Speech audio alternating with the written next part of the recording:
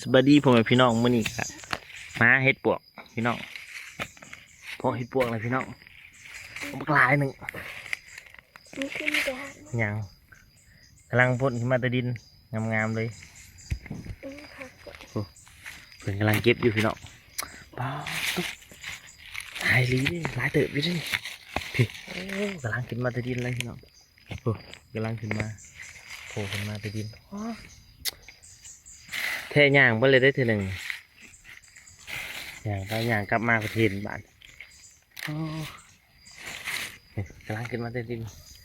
เป็นกำลังเก็บอยู่ชาวบ้านเป็นกำลังเก็บอยู่พี่น้องผมหลายเติบอยู่ด้วย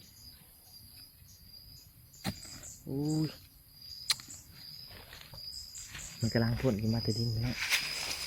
เมื่อหลอกมาท่านี้พี่ปอตัวพี่น้องพี่โอ้ยพี่โอ้ยพี่โอ้ยโอ้ตายเลยป้าพี่น้องยังพังอยู่เพิ่นไปหาเห็ดได้เห็ดสีดอกจมเบิดมือพี่น้องจมบ่ได้เห็ดบานเพิ่นมาเพาะเห็ดบานห้องบ่ปากมันจะมอยอยู่คักกำลังขึ้นมาแต่ดินพี่น้องกำลังโผล่ขึ้นมาสิโอ้ยจะหนีตายแล้วน้องสิโอ้โหอย่าเพิ่งเอาวะตายเลยพี่น้องหลายคนพอจะเพื่อ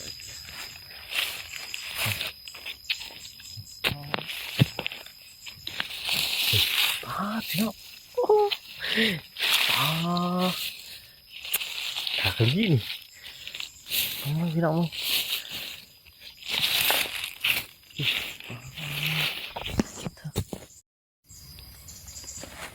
ป๋อหลายตื่นอยู่เลยพี่น้องมันกำลังพดอีมาแต่ดินเลยตอนนี้คนกำลังเก็บอยู่หลายตื่นเลยตอนนี้คนกำลังเก็บอยู่เฮ็ดกำลังเริ่มออกพี่น้องเฮ็ดบวกกำลังเริ่มออกตอนนี้ก็บางคนก็ได้หลายเลยบางคนก็ครั้งแรกของปีถ้าเกิดเขามาหาได้ยินแต่เขาว่าเฮ็ดออกหลาย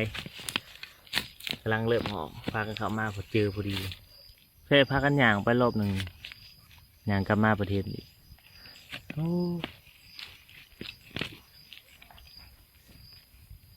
โชคดีเติบมีแต่งามๆเลยผมงามเลยนะพอดีเป็นแบบจุ่มเลยงามเลยพอดีแบบปุ๊บ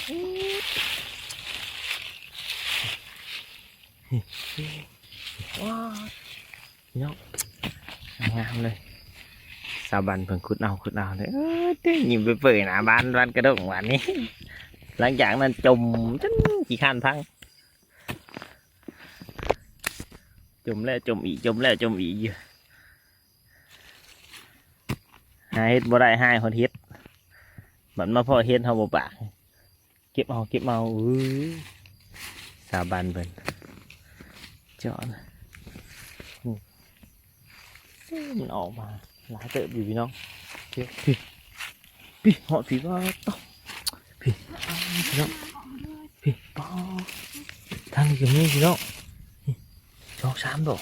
พี่โอ้ยหาคือโอ้ยหาข้าวโพดกันมาจะดิ้นกันนี่ป้าตุ๊กหาข้าวโพดกันมาจะดิ้นกันนี่คิดว่ามีหน่อยเดียวนี่บอลนี่เอาเอี่ยวเอาใส่น้ำเอาไป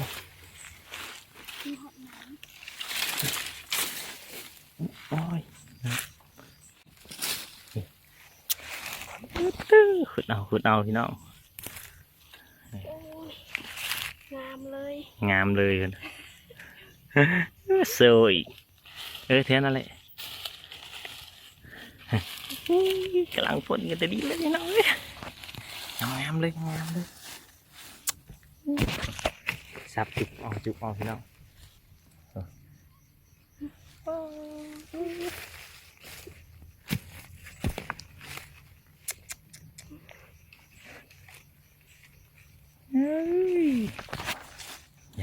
เลยกดเบิ้งดูทางมือเจ้ามันกำลังขึ้นมาเลยแต่ดิน หมูต้องตัวนี้ เจ้าก็เอาแล้วอะไรก็เคลียร์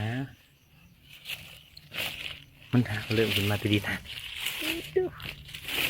เนาะกำลัง ตัว ก นี้ ด ฮักเลย แล้วมันขึ้นน้ำใหม่อีกแล้วป๊าดโชคดีลีฟุกเลยพี่น้องฟุกอะไรบ้างโชคดีเถอะจีเต็มกันตาหน่อยเลยพี่น้องหลายๆตื่นป้าทำจะมีด้วย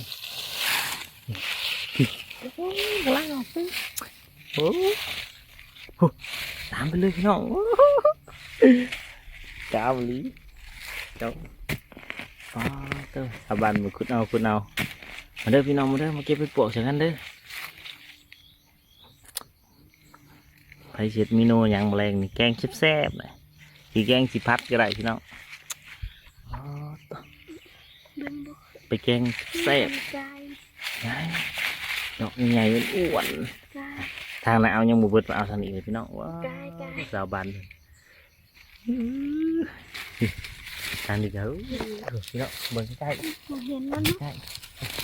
ว้ายง่ายขึ้นมาดิดินเถอะคักเอาไงใบไม้มันลายพี่น้องใบไม้มันตกลงมาลายมันบ่เห็นผู้ทางไหนกำลังเริ่มพ่นขึ้นมาแต่ดินเห็ดปวกนี่เห็ดปวกธรรมชาตินะพี่น้องมันเป็นปลูกได้ธรรมชาติเลยป่าอยู่ดงพูนดอกนะมันลงนั่นน้ำบอลจะขุดเคลียร์ลงขึ้นมานะหางไม้นะนี่น้ำปลา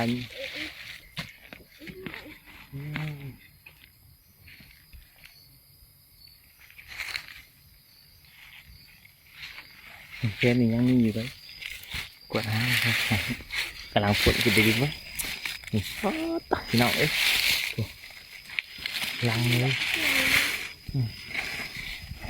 ดอกใหญ่พี่น้องสมแขนนี่เด้สมแขนนี้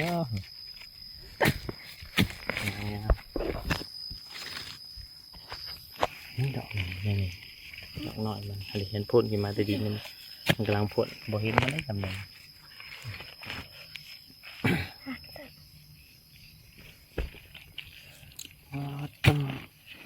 ยหลายเติมพี่น้องเอ้ยจีเต็มกระตาหน่อยเลย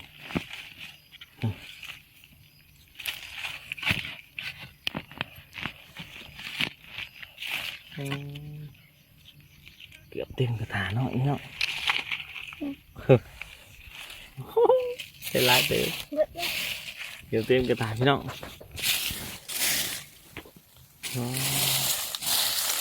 เจ้าเลยพี่น้องเอ้ย เฮ้